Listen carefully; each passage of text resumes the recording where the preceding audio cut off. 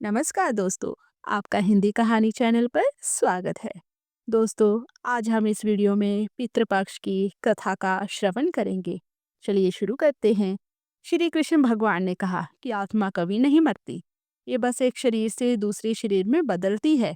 इसलिए आप अपने पूर्वजों को जब कुछ भी अर्पित करते हो तो वो उन्हें मिलता है। दानवीर कर्ण, जिनके नाम की आगे ही दानवीर था, उन्होंने पूरी उम्र बहुत दान दिया। जो भी उनसे कुछ मांगता तो उसे जरूर मिलता। करण जब परलोक गए तो वहां उन्हें जो कुछ दोगुना दिया गया, सो उन्होंने दान किया था। लेकिन वो सब हीरे, जवाहरात और सोना चांदी थे।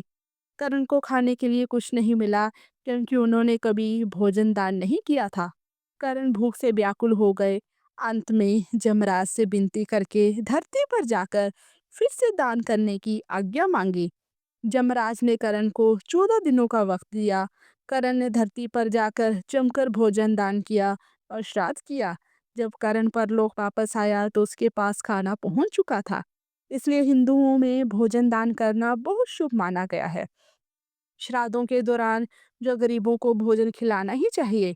इसके जरिए हमारे पूर्वजों को सीधे जे पहुंच जाता है। कहा जाता है कि इन दिनों यमराज की आज्ञा से आत्माएं जमीन पर आती हैं और अपने वंशजों की ओर से अर्पित किए गए भोजन का भोग करती हैं।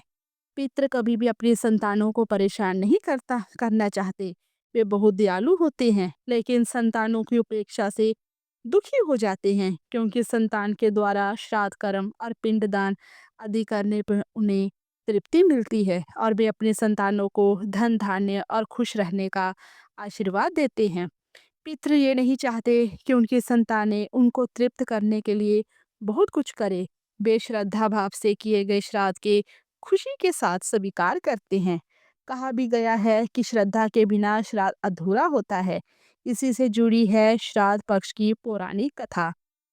आइए दोस्तों, उस श्राद्ध कथा का श्रवण करें। कथा को पूर्ण सुने ताकि आपको पितरों का आशीर्वाद पूर्ण रूप से मिले। पुरानी कथा के अनुसार जोगे और भोगे नाम के दो भाई थे। दोनों अलग अलग घरों में रहा करते थे। जोगे के पास धन की कोई कमी नहीं थी, लेकिन भोगे निर्धन था। दोनों भाई एक दूसरे से बहुत प्रेम करते थे, लेकिन जोगे की पत्नी को धन का अभिमान था, तो वही भोगे की पत्नी सुशील और शांत स्वभाव की थी। जब पितृपक्ष आने पर जोगे की पत्नी ने उनसे पितरों का श्राद्ध करने के लिए कहा, तो जोगे इसे व्यर्थ का कार्य समझकर टालने की कोशिश की। लेकिन जोगे की पत्नी केवल अपनी शान दिखाने के लिए श्राद्ध का कार्यक्रम रखना चाहती थी, ताकि वह अपने माँ के पक्ष के लोगों को बुलाकर दावत कर सके। जोगी की पत्नी से उसने कहा कि मुझे कोई परेशानी ना हो इसलिए आप ऐसा कह रहे हैं, लेकिन मैं सत्य कहती हूँ, मुझे इसमें कोई परेशानी नहीं है। मैं भोगे की पत्नी को बुला लूंगी। हम दोनों मिलकर सारा काम कर लेंगे। दूसरे दिन भोगे की पत्नी सुबह आकर सारा कार्य करवाने लगी। उसने अनेक पकवान बनाए, फिर सभी कार्य निपटाने के बाद अपने घर वापस आ गई, क्योंकि उसे भी पितरों का तर्पण करना था। जब पितृ भूमि पर उतरे, जब वे जोगे के यहाँ गए तो देखा कि उसके ससुराल पक्ष के सभी लोग भोजन पर जुटे हुए हैं। वहां ये सब देखकर वे बहुत निराश हुए। उनके बाद जोगे भोगे के पितृ भोगे के यहाँ गए तो देखते हैं कि मात्र पितरों के नाम पर केवल आगियारी दे दी गई है। पितृ उसकी राख चाटते हैं और भूखे ही नदी तट पर पहुंच जाते हैं। कुछ ही देर में सारे पितर अपने अपने यहाँ का श्राद्ध ग्रहण करके इकट्ठे हो गए और बताने लगे उनकी संतानों ने किस किस तरह के उनके लिए श्राद्धों के पकवान बनाए। जोगे भोगे के पितरों ने भी अपना सारा कुछ बताया। उन्होंने सोचा कि अगर भोगे निर्धन ना होता और श्राद्ध करने में समर्थ होता तो शायद उन्हें भूखा वापस नहीं आने पड़ता, क्योंकि भोगे के घर में तो खाने के लिए भी 2 जून की रोटी नहीं थी। ये सारी बातें सोचकर पितरों को भोगे पर दया आ गई। अचानक से वे नाच गाकर गाने लगे कि भोगे के घर धन हो जाए, भोगे के घर धन हो जाए। सांझ का समय हो चला था, लेकिन भोगे के घर में खाने को कुछ भी नहीं था।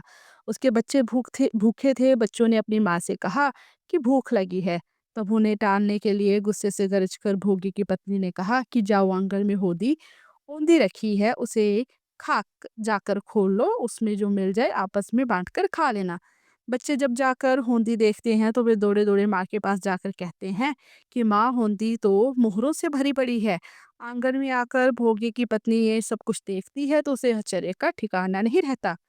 इस तरह पितरों के आशीर्वाद से भोगे भी धन धान्य से परिपूर्ण हो जाता है, लेकिन वह इस बात का बिल्कुल अहंकार नहीं करता और अगले वर्ष पूरी श्रद्धा के साथ भोगे एवं उसकी पत्नी अपने पितरों का श्राद्ध करते हैं। भोगे की पत्नी पितरों के लिए 56 प्रकार के व्यंजन तैयार करती है। वे दोनों ब्राह्मणों को भोजन कराते हैं।